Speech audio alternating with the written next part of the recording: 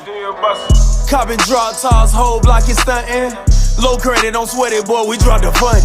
Stocking gloss while our pockets stock the hundreds. And we do all this in bondage. Ghost.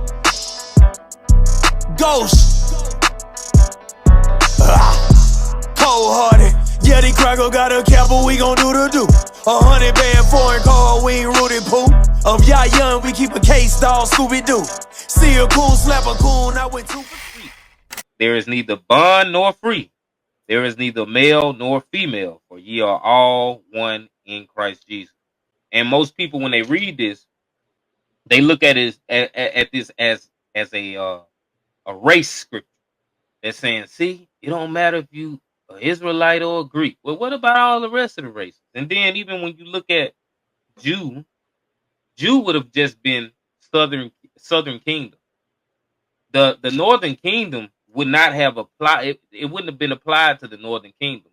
But this is speaking of Jews, and this is speaking of Greeks that are in Greece. But these Greeks that are in Greece are Israelites that were there in captivity in Greece. But I'll let you go ahead and edify the rest of the way on it.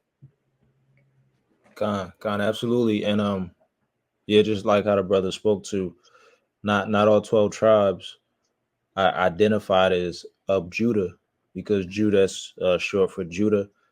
And also when you look at the usage of what a Jew is, even during Paul's time, that's in reference to someone that's practicing the law, statutes, and commandments in the religion of the Israelites. So that's very important to keep in mind. So when you look at Galatians 3:28, to have a comprehensive understanding of it, you can't say, oh, well, Jew, that means all 12 tribes, because first off, all 12 tribes weren't even where Paul is at. And then also they were a good amount. They were a good amount of Southern Kingdom Israelites that had amalgamated into the Greek customs. You know, we even see that in the book of the Maccabees, the first and second Maccabees, because it speaks about that explicitly. And then there's other scholarship to support that as well. But what we have in Galatians 3:28 is a class, or, you know, classes being referred to. You know, this is different classes of people. You know, this isn't a conversation of ethnicity, you know, because the Apostle Paul, he makes no, like, he could have easily utilized the word, you know, how we went into ethnos there earlier in the chapter, because that will go into nations. Like if Paul said there's neither Israelite or nation or nations or something like that, you know, then, you know, you might have a case, you know, that this could be speaking about ethnicities. But the Apostle Paul, he utilizes a very important word. When you go into that word for Greek, it's the Greek word Hellene, if I remember correctly. Yep, it's Hellene. And we went into this before, but it's Strong's 1672. And this refers to Greek either by nationality, whether a native of the mainland or of the Greek island or colonies. In a wider sense, the name embraces all nations, not Jews. Again, keep in mind what a Jew is, that made the language, customs, and learning of the Greeks their own.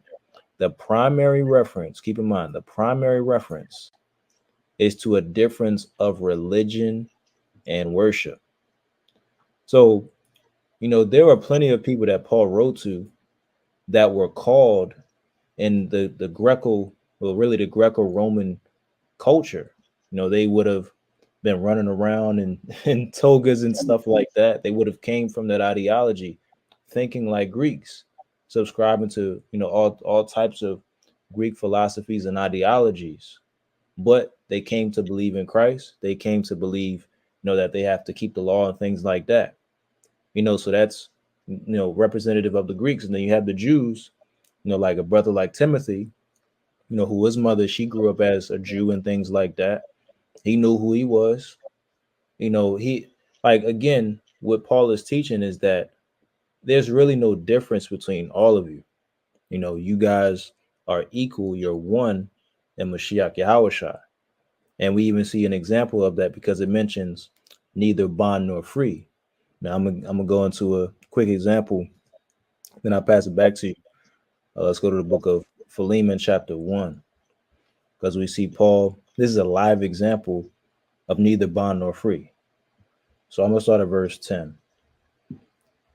It says, I beseech thee for my son Onesimus, whom I have begotten in my bonds. Now, again, this brother Onesimus is a servant or a slave. You know, slave is a loose term, but we could say servant to Philemon, who Paul is writing to. When you can look at the beginning of the chapter. So, Onesimus is a servant that's been helping Paul while Paul was locked up or subjugated, right? So when you continue on, I'm gonna jump down for time's sake, and I'm gonna say I'll read verse 14. It says, but without thy mind would I do nothing, that thy benefit should not be as it were of necessity, but willingly. For perhaps he therefore departed for a season, and the he right there is Onesimus. And it says that thou shouldest receive him forever. And the thou right there is Philemon receiving Onesimus forever, because there was a fault that happened between Onesimus and Philemon, right? Verse 16, not now as a servant, but above a servant, a brother beloved, specially to me, but how much more unto thee, both in flesh and in the Lord. If thou count me therefore a partner, receive him as myself. So what the Apostle Paul is saying is receive this brother as you would receive me, even though he's, your servant, he's working for you. We see in the book of Exodus, and also Leviticus, that there are laws when a brother is down on his luck. You can, basically hire your brother and he's a servant unto you. But, in this situation, this brother, he stole from Philemon, and Philemon's feeling a way about it. But Paul is telling him, hey, just receive him as you would receive me, forgive him the debt, act like he's your brother versus just your servant. And so this is the Apostle Paul, bringing to life literally what he said in Galatians 3, that there's neither bond nor free, for you're all one in Christ Jesus. And so, really the point of that is not to say, there's no difference between a Moabite and an Edomite and an Israelite, because we're all one in Christ. That's not even close to the conversation here. But Paul is literally speaking to different classes of people and how they're equal in the Mashiach because of, them being in this truth, them believing on the Messiah's bloodshed, and also believing that you have to keep the commandments. But I pass it back to you. Copping draw toss, whole block is stunting. Low credit, don't sweat it, boy, we drop the funding. Stocking gloss while our pockets stock the hundreds. And we do all this in bondage. Ghost.